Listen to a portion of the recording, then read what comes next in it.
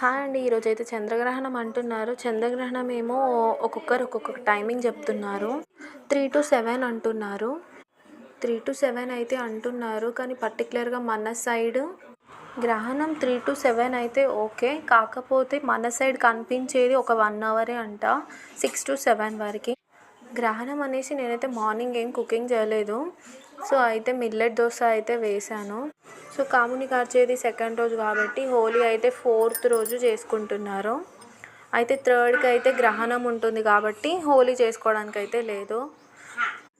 అయితే అందరు 3 వరకు తినేయడం అయితే కంప్లీట్ చేసుకోవాలి. 3 తర్వాత 7 వరకు ఎవ్వరు తినొద్దు అంటున్నారు.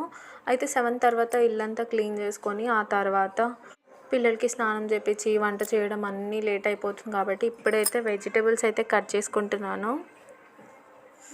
రేపు హోలీ అని చెప్పేసి రేపు కూడా హాలిడేనే ఇస్తారనుకుంటున్నా పిల్లలకి.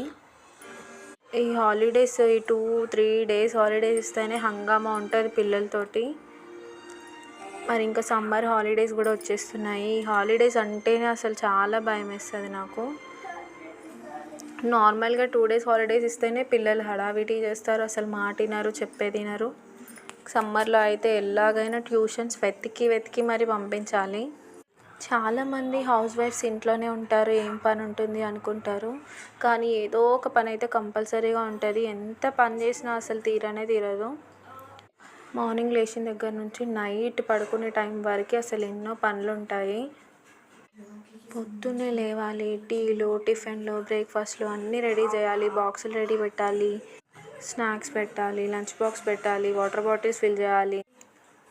ఇంకా స్కూల్కి వెళ్తే మధ్యాహ్నం అయితే ఒక 1 అవర్ 2 అవర్స్ అయినా గ్యాప్ ఉంటుంది ఖాళీగా కూర్చోడానికి.